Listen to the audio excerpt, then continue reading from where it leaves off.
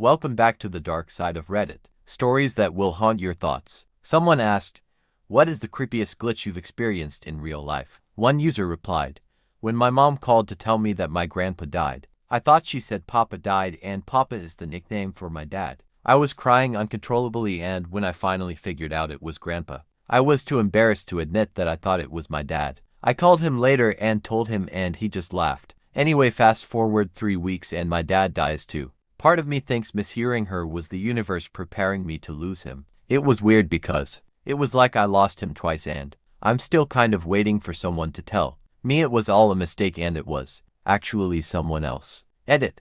I feel kind of bad because I've barely thought about Grandpa since my dad died. My grandma has it the worst because she lost a husband and a son in the same month. Another user replies, "In 6th grade, I called my mom to let her know my dad was about to head her way to drop my little sister, and I off divorced parents. When she answered, I said, 'Mama,' and my mom frantically asked my name. 'Is that you?' I said yes. She asked where I was. I said Daddy's house. 'We're about to come home now. Just wanted to let you know. Love you, Mama.' She asked me, 'Who's Daddy? Where are you? Are you okay?' Obviously, I was confused and just answered, 'Mama, I'm fine. I'm okay. I love you. I'll see you soon.' She said she loved me too, tried to get me to stay on the phone, and I just hung up. My dad later got a call and visit from the police. As it turns out, I'd accidentally dialed the number of a woman whose daughter had the same name as me and had gone missing. Everything was cleared up very quickly, but I always thought it wasn't a mistake, that I dialed the wrong number. Maybe it was that woman's daughter saying goodbye." Second reply, "Was taking the train home one afternoon and an old man was sitting a row ahead of me. He turned around and asked for directions to the hospital, and I told him which stop to get off at. Eventually, his stop arrives and he gets up to leave. But before he exits, he turned and said, 'Thank you. I'll see you later.' I said, 'Yeah, no problem.' And again he said, 'I'll see you later.' And he looked me right in the eye. I said, 'Sure, see ya,' and he got off the train and hobbled away with his cane. Thought it was a little weird he was adamant about seeing me around, but whatever. Freaky thing is, when I got off the train and to the bus station, about 5 minutes after boarding my bus, I hear a voice that sounds like the old man. I looked out the bus window and sure enough, he was there at the bus station, same clothes, hat, and cane.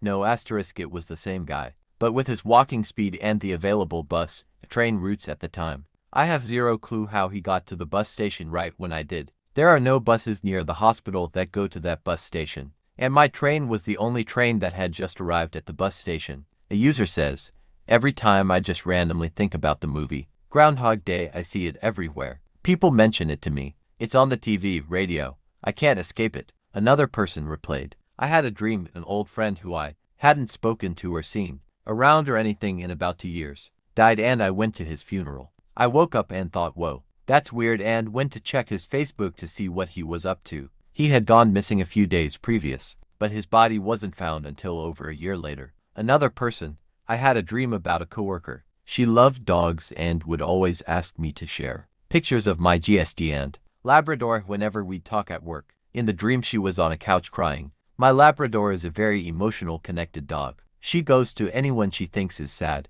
which is exactly what she did in the dream. My coworker looked at me and said, 'Thank you for sharing her. I feel better about all of this now.' I found out at work the next day that my coworker had tripped at the top of her stairs and died that night. The dream still freaks me out when I think about it. It was so vivid and clear."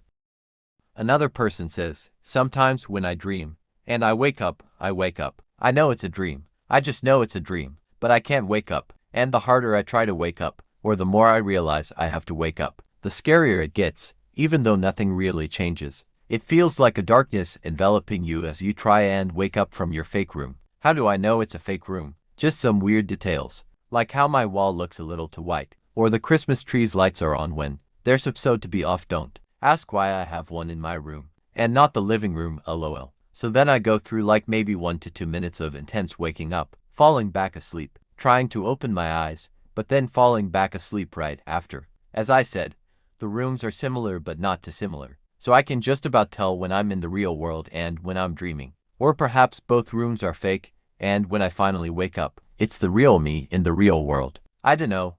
Those are the scariest of dreams, even though they last for a few minutes tops, because that's right before I'm about to wake up. Our last reply, When I was little, my family was at my grandparents' place. They had a pool in the back, and us kids were swimming while our parents ate on the porch. I, being a devious 8-year-old, decided to swim into the deep end where I was not yet allowed. Being cocky and overconfident about my ability to swim, I dove down and touched the bottom of the pool. I stayed down there for a moment before I felt I needed air. I started to swim up, but I realized that I needed air a lot more urgently than I had previously thought. I felt my lungs burning, and thought to myself that I needed air now.